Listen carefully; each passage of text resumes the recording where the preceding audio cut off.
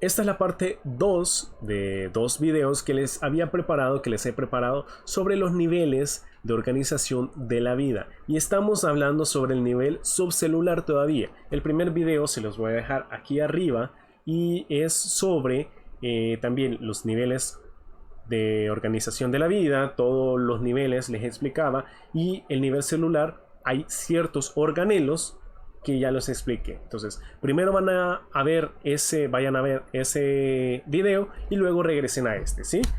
Entonces, le doy un tiempo y si ya fueron, pues perfecto. Vamos a seguir. Vamos a seguir con los ribosomas. Son otros organelos muy importantes en la célula y, bueno, ¿qué son? Son una estructura de dos subunidades. El ribosoma realmente son dos unidades. Una grande que se le llama la subunidad A y otra chiquita que se le llama la subunidad B, ¿sí? Entonces estas dos forman al ribosoma. Ok, ¿y cuál es la función del ribosoma? Pues aquí es donde se sintetiza las proteínas de la célula. Todas las proteínas que necesita la célula para funcionar se sintetizan acá. ¿Qué significa sintetizar? Pues se crean, ¿sí? Se crean a partir del ADN del núcleo, se hace una serie de transformaciones y al final aquí entra el ADN y aquí salen proteínas. Todas las proteínas que necesita la célula para funcionar o para como estructuras, ¿sí? Y la imagen, pues, los ribosomas usualmente están pegados, le vamos a llamar, están interactuando con esta otra estructura que ya se la voy a explicar, pero estos son los ribosomas. Estas estructuras chiquititas, estos puntitos, esos son los ribosomas, ¿sí? Y recordar que son dos subunidades que en conjunto hacen al ribosoma. Ahora vamos a ver el retículo endoplasmático. La estructura a la que se pegaban los ribosomas era el retículo endoplasmático realmente, ¿sí? Entonces, ¿qué es el retículo endoplasmático? Una red de membranas dentro de la célula. Son membranas celulares también, pero están dentro. Estas no intervienen, no son las membranas que separan a la célula del exterior, sino que son membranas dentro de la célula. Y hay dos tipos: el retículo endoplasmático liso, que no tiene ribosomas, ¿sí? Que es este, y el retículo endoplasmático rugoso, ¿sí? Que es el que tiene los ribosomas adheridos, ¿sí? El que estábamos hablando anteriormente. Entonces, ¿cuál es la función? Pues producción y transporte de proteínas. Como el retículo endoplasmático rugoso están los ribosomas ahí, pues las proteínas que van saliendo, el retículo endoplasmático las encierra, por decir así, en unas membranitas, como es una serie de membranas, las encierra en estas membranas y así es más fácil transportarlas al sitio de la célula que se necesita. Y también otra función del retículo endoplasmático liso, sobre todo, es producir más membrana celular. Si en algún lugar se ha roto, por decir, la membrana celular, pues el retículo endoplasmático produce un poquito más de membrana y se envía para reparar, o simplemente produce más membrana celular, ¿sí? Vamos a otra estructura llamada el aparato de Golgi, ¿sí? Es una serie de membranas, ¿sí? Solo que están como aplastadas, ¿sí? Como sacos de papas, pero vacíos. Entonces, así se ven más o menos estas membranas del aparato de Golgi. Son así aplanados, son sacos aplanados, ¿sí? Y que están apilados unos sobre otros. Su nombre es debido al descubridor de esta estructura, Camillo Golgi. Así le llamaron, el aparato de Golgi, en honor al señor que lo descubrió. ¿Y cuál es la función? Pues, primero que nada, ayuda a la fabricación y al empaquetamiento de las proteínas y los lípidos. Es decir, las proteínas que se produjeron en los ribosomas se transportan gracias al retículo endoplasmático y a veces llegan al aparato de Golgi para que sean modificadas. Se les pone aquí, se les quita allá, se les hace una serie de modificaciones.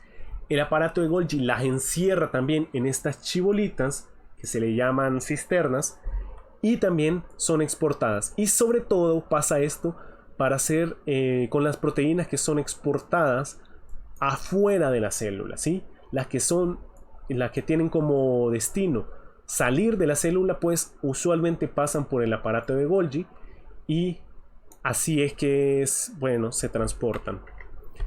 Y vamos con el último de los organelos, que quiero ver. Sí, es el último de los organelos y es el cloroplasto, ¿sí? El cloroplasto es un organelo dentro de una categoría que se llama plastidios, ¿sí? Los organelos son un tipo de plastidios, pero vamos a hacer énfasis en los cloroplastos porque creo que es uno de los más importantes y más reconocidos.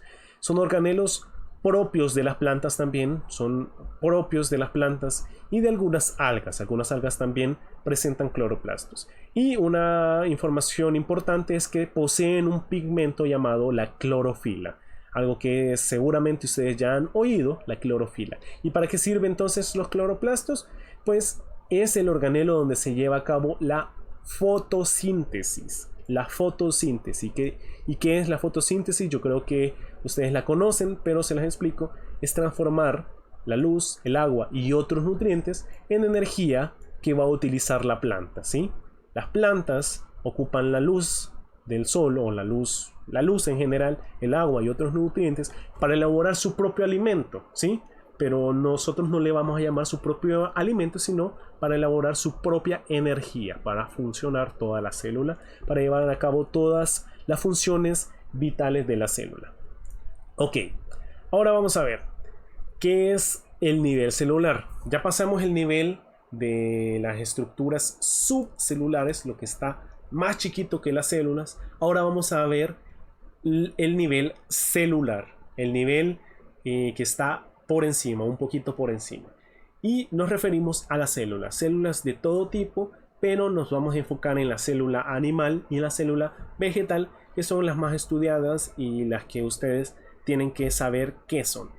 Bueno, lo que ya sabíamos, gracias a la teoría celular, sabemos que la célula es la unidad básica de la vida. A partir de este nivel se puede considerar vida, ¿sí? Ya dijimos, los organismos unicelulares, ¿sí? Como bacterias, como microalgas, microhongos, son organismos unicelulares, que quiere decir que funcionan con una sola célula. Una sola célula basta para realizar todas las funciones de este organismo, ¿sí? Entonces, la unidad básica de la vida es unidad estructural, la teoría celular no lo dice, la unidad funcional, unidad de reproducción y unidad hereditaria, ¿sí? La estructura de todos los seres vivos es gracias a las células. Todos los seres vivos funcionan a través de las células, nos reproducimos a través de células y toda la información genética o toda la información hereditaria pues se hereda, valga la redundancia, a través de las células. Y aquí tenemos una imagen de célula animal y célula vegetal. Se fijan, la mayoría de los organelos son iguales, tienen un nucleolo, el retículo endoplasmático, las mitocondrias, el aparato de Golgi, etcétera, etcétera, etcétera. Pero la célula vegetal tiene ciertos organelos que ya hablamos, que son distintos, o que directamente son específicos solo de la célula vegetal, que solo van a aparecer en la célula vegetal, ¿sí? Y estos son pues la pared celular, ¿sí? La pared celular, si buscamos aquí, no existe, no hay, en ningún momento van a encontrar una pared celular en la célula animal, ¿sí? Los cloroplastos, aquí los tienen, cloroplastos, tampoco hay en la célula animal, son específicos de la célula vegetal. Y una cosa que sí hay en la célula animal es esto, la vacuola, ¿sí? Pero es chiquita en comparación a esta gran vacuola central, ¿sí? De la célula vegetal. Yo recuerdo que en el video sobre la observación de células, yo les hacía énfasis de que la célula vegetal tenía una gran vacuola, que se veía de hecho la vacuola, y que era mucho más grande porque almacena agua, y las células vegetales necesitan mucha más agua que las células animales. Pero no quiere decir que las células animales no tienen vacuolas. ¿Es una diferencia? Sí, porque es mucho más grande la célula en la célula vegetal, la vacuola, que en la célula animal. Y bueno, esta imagen la traigo también porque ustedes van a tener que hacer algo similar. Van a tener que hacer un dibujo, no imprimir, recortar y pegar, sino que un dibujo en su cuaderno de una célula animal y una célula vegetal. Da algo así es lo que yo espero, ¿sí? Lo que pueden hacer también para no recargar de tanto texto es ponerle a cada estructura un número, 1, 2, 3, y por aparte ponen el 1 que es el núcleo, el 2 cuál es la mitocondria, 2 mitocondria, y así.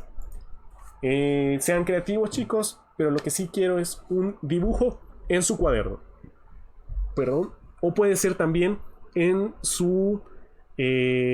una hoja por aparte, porque al final de cuentas esto me lo van a subir al aula virtual. En su momento voy a subir las indicaciones, pero bueno, esta va a ser su actividad evaluada, un dibujo señalando todas las partes de la célula animal y vegetal, y sobre todo explicando cuáles son las estructuras o organelos, o cuáles son las diferencias entre la célula vegetal y la célula animal. Eso es todo por hoy, en un video un poquito más corto que el anterior. Y bueno, eso es todo. Si tienen dudas, chicos, me lo hacen saber a través de los comentarios, a través del aula virtual, a través de la forma que a ustedes se les haga más fácil. Yo voy a tratar de responderles en la brevedad de lo posible. Muchas gracias, nos vemos hasta la próxima. Adiós.